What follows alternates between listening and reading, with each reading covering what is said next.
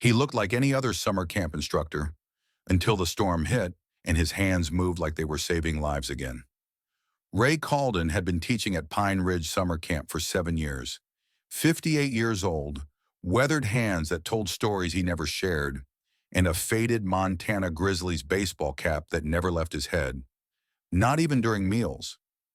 Kids called him Mr. Ray and knew him as the guy who could tie any knot you could think of, fix any broken tent pole, and somehow always had the right tool for the job. He lived in a small cabin on the campgrounds, about a quarter mile from the main lodge. Simple place, just a bed, a kitchenette, and shelves lined with outdoor gear that looked well used but meticulously maintained. The only personal items visible were a few old photographs face down on the nightstand and a wooden box that he kept locked. Every morning at 0600 hours, though he never called it that around the kids, Ray would walk the camp perimeter. His route was always the same, a tactical patrol pattern that covered every approach to the camp, every blind spot, every potential hazard. His tool belt always carried the same things: a fixed blade knife with a grip worn smooth from decades of use, 550 paracord in olive drab, and a small compass that looked older than the camp itself. The compass was a Kamenga tritium model, military issue, the kind that glowed in the dark and never failed, even in the worst conditions.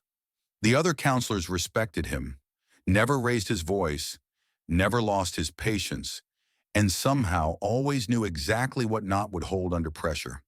When the new counselors asked where he'd learned so much about rope work, survival skills, and crisis management, he'd just shrug and say, "You pick things up over the years." There were small things that made you wonder about Ray Calden.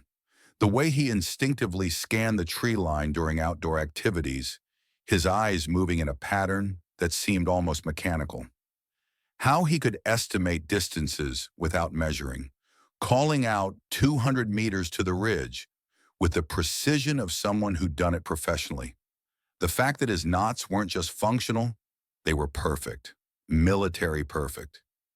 Each one tied with the same tension, the same placement, the same economy of motion that spoke of thousands of repetitions under pressure. One morning, 10-year-old Sarah noticed something else. "Mr. Ray, how come you never sit with your back to us?" He smiled that patient smile he reserved for curious kids. "Just like keeping an eye on things, kiddo." But it wasn't just keeping an eye on things. It was overwatch. It was 30 years of muscle memory that told him never to sit with his back to an entrance, never to let his guard down completely, never to assume that safety was guaranteed. The camp director, Mrs. Patterson, had hired him after a careful vetting process 7 years ago. His references came through a veteran employment network, former military with outdoor skills, they'd said. The background check was clean, his certifications were current, and he'd passed the interview with flying colors. She hadn't needed to dig deeper than that. The reference letters were professional but respectful of privacy, mentioning previous outdoor education experience and excellent crisis management skills.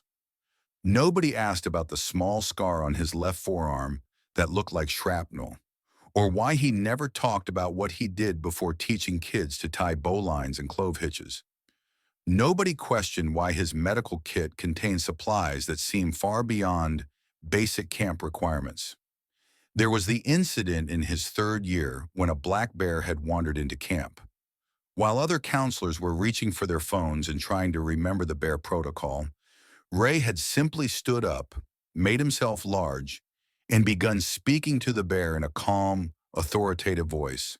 The bear had looked at him for a long moment, then turned and walked away. Later, when asked how he'd known what to do, Ray had just said, "You learned to read body language."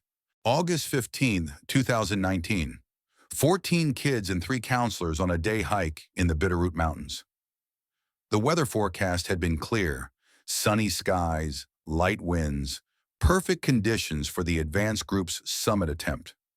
But mountain weather doesn't read forecasts, and the storm that hit them came down like a hammer.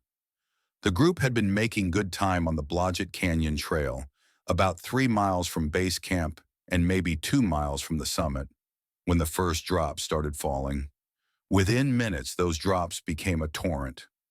Rain turned the rocky trail into a treacherous mudslide, and visibility dropped to maybe 20 feet through the driving downpour. 10-year-old Marcus, trying to keep up with the older kids, hit a patch of wet granite and went down hard. The sound of his ankle snapping was audible even over the rain. The boy's scream cut through the storm like a knife. "I think it's broken," whispered Jenny, the lead counselor, looking at Marcus's obviously fractured ankle. The bone wasn't protruding, but the foot was turned at an angle that made everyone's stomach turn. Jenny tried the radio. Static. She moved to higher ground, tried different channels. Nothing but white noise. The storm had knocked out their communication completely. The trail they'd taken up was now a waterfall, and with the rain still coming down, it was getting worse by the minute.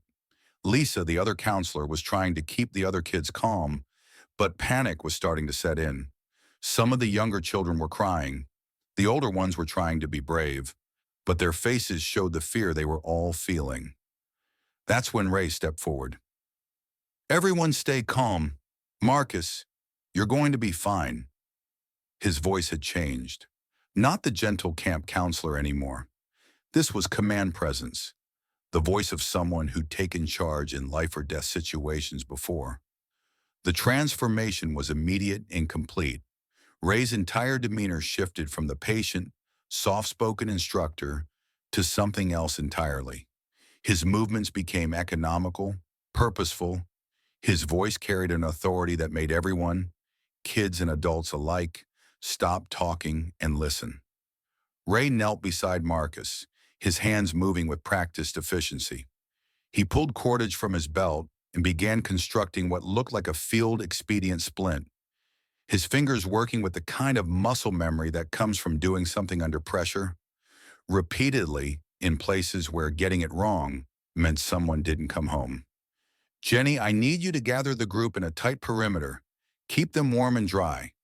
He was wrapping Marcus's ankle with the precision of someone who'd done this under fire. "Lisa, see if you can find me 2 straight branches about 18 inches long. Look for deadfall, something that won't snap under pressure." As Ray worked, he kept talking to Marcus in a calm, steady voice.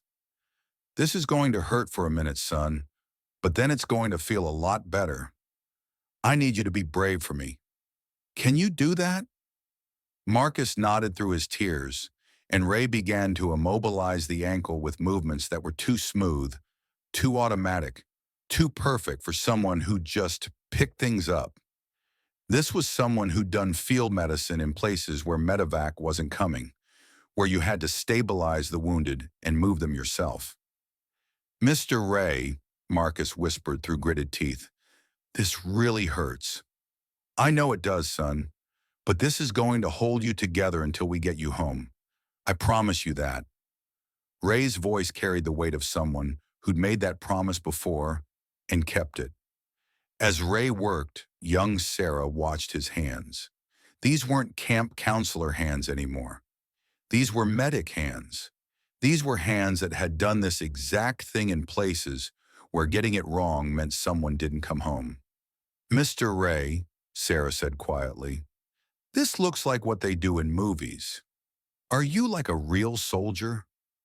Ray looked up at her, and for just a moment, she saw something different in his eyes.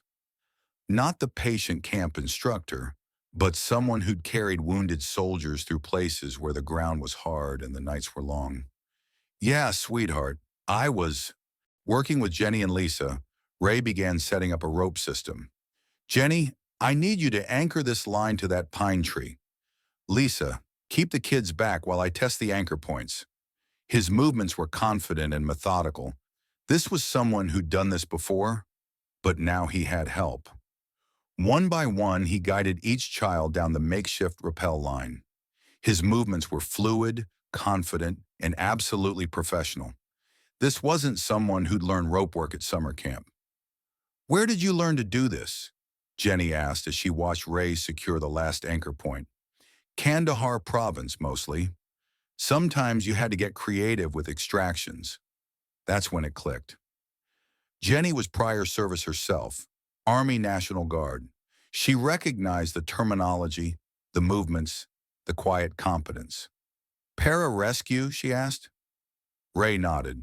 22 years. Retired in 2012. How many? Saves? 138 confirmed. But who's counting? He guided Marcus down the rope system with the same steady hands that had once lowered wounded airmen from helicopters under enemy fire. The same calm voice that had talked scared soldiers through their worst moments now reassured a 10-year-old that everything was going to be okay. By the time they reached the bottom, the storm had passed.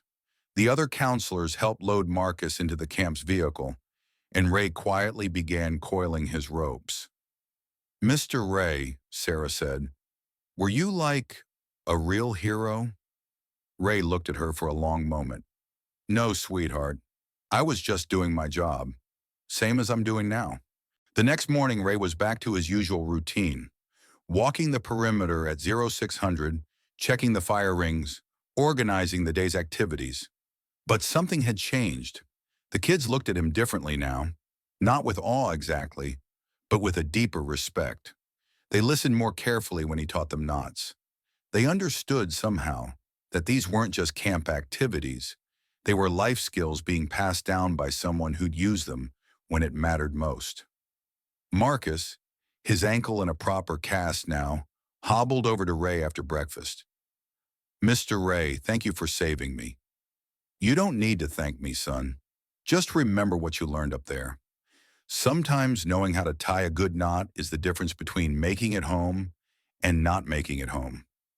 Ray never talked about his Air Force years, never mentioned the medals in his footlocker or the commendations from commanding officers who'd watched him bring their people home. He just kept teaching kids to tie knots, set up shelters, and navigate by compass. But now when he showed them how to tie a bowline, he'd sometimes add, "This one's important.